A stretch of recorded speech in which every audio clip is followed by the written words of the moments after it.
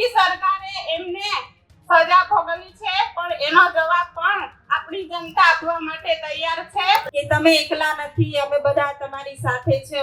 એટલે રાજકીય કિન્ના કરી રાખી ખોટી રીતે એમને વારંવાર જેલ ભોગવે છે. જે ધારાસભ્ય સડકથી સદન સુધી લોકો માટે લડે છે, લોકો માટે અવાજ ઉઠાવે છે. હજુ સુધી તમે અમારી ચેનલને સબસ્ક્રાઇબ નથી કરી તો અત્યારે જ ન્યૂઝરૂમ ગુજરાતને સબસ્ક્રાઇબ કરો, ફેસબુક અને ઇન્સ્ટાગ્રામ પર ફોલો કરો.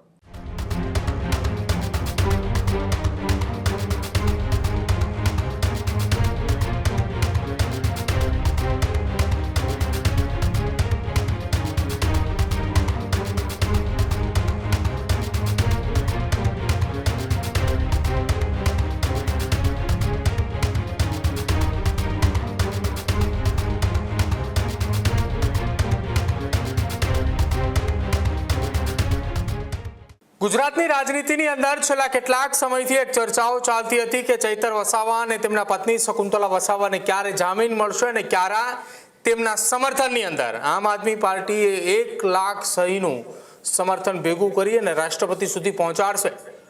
જો કે હવે શકુંતલા વસાવાને જામીન મળ્યા અને જામીન મળતાની સાથે જ ચૈતર વસાવાના અંદાજની અંદર બંને પત્નીઓ એક મંચ ઉપર આવી સત્તા પક્ષના ગાભા કાઢી નાખ્યા. શું આખી ઘટના અને કેમ બંને પત્નીઓ એક મંચ ઉપર આવી દક્ષિણ ગુજરાતની રાજનીતિની અંદર ભૂકંપ આવ્યો છે, વિગતે ચર્ચા કરીએ આ અહેવાલમાં. ચૈતર વસાવાની પત્ની શકુંતલા વસાવાને જામીન મળતાની સાથે જ ડેડિયાપાડાની અંદર આમ આદમી પાર્ટી દ્વારા એક સહી ઝુંબેશનો કાર્યક્રમ હાથ ધરવામાં આવ્યો હતો અને આ કાર્યક્રમ થકી રાષ્ટ્રપતિ, રાજ્યપાલ અને મુખ્યમંત્રી સુધી એ સહીઓ પહોંચાડવાનું આયોજન કરવામાં આવ્યું હતું કે જેના થકી આવનારા સમયમાં ચૈતર વસાવાની સજામાં માફી અથવા તો સજા ઉપર સ્ટે કે પછી એમની કેસની અંદર તેમને જામીન મળે તે હેતુ મુખ્ય હતો. જો કે આ તમામની વચ્ચે શકુંતલા વસાવા અને ચૈતર વસાવાની અન્ય એક પત્ની એટલે કે વર્ષા વસાવા બંને એક મંચ ઉપર હાજર હતા અને બંને એક મંચ ઉપરથી સત્તા પક્ષ ભાજપને આડે હાથ લેતા નિવેદનો પણ આપ્યા. આવનારી સમયની અંદર વર્ષ 2027ની વિધાનસભાની ચૂંટણીની અંદર દેખાડી દેવા માટેની પણ તૈયારી એ શકુંતલા વસાવા અને વર્ષા વસાવાએ નિવેદનોની અંદર કહ્યું કે જ્યાં આવનારા સમયની અંદર દક્ષિણ ગુજરાતની રાજનીતિમાં મોટો ભૂકંપ સર્જાય તો પણ કદાચિત નવાઈ નથી. સાંભળો ડેડિયાપાડાથી આ સંમેલનની અંદર ચૈતર વસાવાના બંને પત્ની શકુંતલા વસાવા અને વર્ષા વસાવાના એ નિવેદનને. કાલે અમને હાઈકોર્ટ દ્વારા મને અને મારી સાથે 4 ખેડૂતોને જેલમાંથી મુક્તિ મળી છે. નામદાર હાઈકોર્ટનો અમે આભાર માનીએ છીએ. અને ધારાસભ્ય ચૈતર વસાવા વન વિભાગના કેસમાં અમને સજા કરવામાં આવી હતી. આ સજા ભાજપ સરકારે ખોટી રીતે અમને જેલમાં ફસાવ્યા છે, પણ એનો જવાબ 2027માં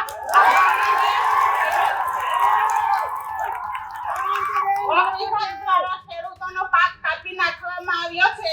ખેડૂતોને ન્યાય અપાવવાના બદલે આ ખોટી સરકારે એમને સજા ભોગવી છે, પણ એનો જવાબ પણ આપણી જનતા આપવા માટે તૈયાર છે. આજે ધારાસભ્ય ચૈતર વસાવા આદિવાસી સમાજ માટે ઘણી લડત આપે છે, ત્યારે આ ભાજપ સરકારને ગમતું નથી. એટલે રાજકીય કિન્ના કરી રાખી ખોટી રીતે એમને વારંવાર જેલ ભોગવે છે, પણ એનો જવાબ પણ આ જનતા આપવા માટે તૈયાર છે. અમને 2027માં જ્યારે આ કેસ થયો હતો ત્યારે અમને સેમસંગ કોર્ટ દ્વારા અમને જામીન મળ્યા હતા, પરંતુ અમારી તારીખ અમે દર મહિને ભરતા હતા. મહિનામાં અમને 2 તારીખ પાડવામાં આવી. કેસને ખૂબ ચલાવવામાં આવ્યો. એ લોકોએ ખોટી રીતે સજા ભોગવી છે, પણ એનો બદલો પણ જનતા આપવા માટે તૈયાર છે. તમારી આશીર્વાદથી એટલે તમારો બધાનો ખૂબ ખૂબ આભાર. જેલમાં અમને ઘણી તકલીફ પડી, સમય કાઢવા માટે ખૂબ મુશ્કેલ હતું અને હવે તમારી સાથે છે ત્યાં અમને ખૂબ તકલીફ પડતી હતી, પરંતુ તમારા આશીર્વાદથી અમે બહાર આવ્યા છે. તમારો બધાનો ખૂબ ખૂબ આભાર. જેલમાં અમને ધારાસભ્યને દર શનિવારે પતિ પત્નીની મુલાકાત કરવામાં આવતી હતી. તમારા બધાને સાહેબે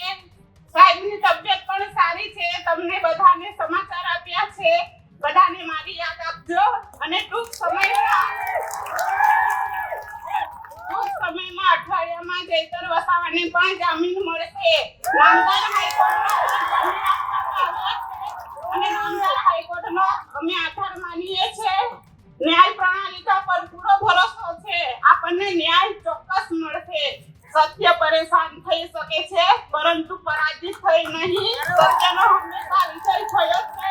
ખૂબ ખૂબ આભાર. તમે બધા મોટી સંખ્યામાં આવ્યા, અમને સમર્થન આપ્યું એ બદલ તમામનો આભાર. જય આદિવાસી, જય જોહાર. જે આપણે ગામડે ગામડે જઈને આપણા જે ધારાસભ્ય હાલ જેલમાં છે એમની સિગ્નેચર ચેમ્પિયન રાખ્યું હતું. એમાં ઘણા બધા ગામોમાં ઘણી બધી જગ્યાએ જઈને આપણા લોકોએ સિગ્નેચર કરી છે. સિગ્નેચર 1.5 લાખથી ઉપર થઈ છે. આપણે આજે કલેક્ટર શ્રીને આવેદન પત્ર આપવાનું છે અને આપણે એમની પાસેથી જવાબ પણ લેવાનો છે કે તમે અમને કેટલા દિવસમાં જવાબ આપશો, કે તમે રાજ્યપાલને, રાષ્ટ્રપતિને ક્યારે તમે પહોંચાડો છો અમારું આવેદન પત્ર. એનો જવાબ પણ આપણે આજે જ લેવાનો છે. આપણે બધાએ ત્યાં કલેક્ટર ઓફિસે જવાનું છે આવેદન પત્ર આપવા માટે. હવે ખાસ તો હું જ્યારે મારે એકલા હાથે લડવાનું થાય છે ત્યારે તમે બધા તમારું કામ છોડીને હર હંમેશા મારી સાથે આવીને ઊભા રહો છો. એટલે હું તમારો બધાનો સાથ સહકાર ભૂલી નથી જતી. હું યાદ રાખું છું કેમ કે આગળ પણ આપણે એક પ્રોગ્રામ કર્યો ડેડિયાપાડા. ત્યાં પણ ઘણી મોટી સંખ્યામાં લોકો બધા પધાર્યા હતા. ઘણી દૂરથી લોકો આવ્યા, સમર્થન આપ્યું કે તમે એકલા નથી, અમે બધા તમારી સાથે છો એવું તમે મને કહ્યું. એટલે આજે હું તમારી સામે એકલી નથી, તમે બધા મારી સાથે છો. હવે આપણે જોઈએ છીએ કે ઘરનો મોભ કહેવાય તેવી જ રીતે આપણા ધારાસભ્ય આપણો એક મોભ છે કે મોભ આજે જેલમાં છે. મોભ વગર કેટલી તકલીફ પડે છે તે આપણે બધા જાણીએ છીએ. એટલે આપણી લડત અહીંયા પૂરી નથી થતી. જ્યાં સુધી ન્યાય નથી મળતો ત્યાં સુધી આપણે આપણી લડત ચાલુ રાખવાની છે. આપણે હિંમત નથી હારવાની. તમારી બધાની આ તાકાત છે કે તમે ન્યાય અપાવી શકો છો. જનતાની અદાલતમાં કોઈનું નથી ચાલતું, જનતાનું ચાલે છે. તે આપણે બધાએ જોયું છે. એટલે તમારો બધાનો સાથ સહકાર કાયમ મળવો જોઈએ. જે ધારાસભ્ય સડકથી સદન સુધી લોકો માટે લડે છે, લોકો માટે અવાજ ઉઠાવે છે, ઘર પરિવારની ચિંતા કર્યા વગર હર હંમેશા લોકોની વચ્ચે રહે છે, એ આ ભાજપના નેતાઓને ગમતું નથી. એટલે વારે ઘડીએ જેલમાં મોકલે છે. પણ આપણે એનો બદલો લેવા માટે તમે બધા તૈયાર છો ને? આપણે બદલો લેવાનો છે. 2027માં અંબાજીથી ઉમરગામ એક પણ સીટ લોકોને નથી આપવાની. બધી સીટ આદિવાસીની આવી જોઈએ. એટલે આપણે બધા અત્યારથી તૈયારીમાં લાગી જવાનું છે કે આપણે જેવી રીતે હાલ નર્મદા જિલ્લામાં સુપડા સાફ કર્યા છે એવી જ રીતે અંબાજીથી ઉમરગામ 2027માં આપણે એમના પણ સુપડા સાફ કરીને એમને ઘરે બેસાડી દેવાના છે. તો તમે બધા સાથ સહકાર આપજો એવી હું આશા રાખું છું. અને હવે ટૂંક સમયમાં તમે બધા દુઆ કરો છો. આપણી સાથે કુદરતની દયા પણ છે. તમે બધા સાથ સહકાર આપો છો. એટલે હું તમારી પાસેથી પણ આશા રાખું છું કે જ્યાં સુધી ન્યાય નથી મળતો ત્યાં સુધી તમે બધા મારા પરિવાર સાથે ઊભા રહીશો એવી હું આશા રાખું છું. અને જ્યાં પણ જરૂર પડે છે, જ્યારે પણ હું આમંત્રણ કરું છું ત્યારે પણ તમે ઘરની ચિંતા કર્યા વગર પોતાનું ખેતીવાડીનું કામ છોડીને આવો છો. એ મારા માટે મને ખૂબ હિંમત આપે છે. એટલે આવી જ રીતે સાથ સહકાર આપો એવી હું આશા રાખું છું. અને જે આ 7 ટર્મથી સાંસદ છે, 2 દિવસ પહેલાનું નિવેદન છે કે ડિબેટમાં બેસો. તો કેમ હમણાં તમને ડિબેટ યાદ આવે છે? જેલમાં છે ત્યારે યાદ આવે છે. કેમ જ્યારે બહાર હોય ત્યારે કેમ ડિબેટમાં નથી બેસતા? મનસુખ દાદા, તમારે ડિબેટમાં બેસવું હોય તો મારી જનતા સાથે તમારી સામે ડિબેટમાં બેસવા માટે તૈયાર છું. તમે આવી જજો. અમારી જનતા અને અમે બધા તમારી સાથે ડિબેટમાં બેસવા માટે તૈયાર છે. તમે બધા સાથ સહકાર આપજો એવી હું તમારી પાસેથી આશા વ્યક્ત કરું છું. આટલું કહીને મારી વાણી પૂરી કરું છું. આભાર. તો ગુજરાતની રાજનીતિની અંદર એક સમયે ચર્ચા શરૂ થઈ હતી કે દક્ષિણ ગુજરાતની અંદર ચૈતર વસાવાના સમર્થનની અંદર આવનારા સમયમાં કાર્યક્રમોનું આયોજનો થાય. બીજી તરફ જો તેમને આ સજાની અંદર માફી નથી મળતી તો આવનારી વિધાનસભાની ચૂંટણી આમ આદમી પાર્ટી ચૈતર વસાવાના પત્ની વર્ષા વસાવાને મેદાને ઉતારી શકે છે. કેમ કે શકુંતલા વસાવાને પણ આ જ ઘટના એટલે કે વનકર્મી પર હુમલાના કેસની અંદર 7 વર્ષની સજા છે.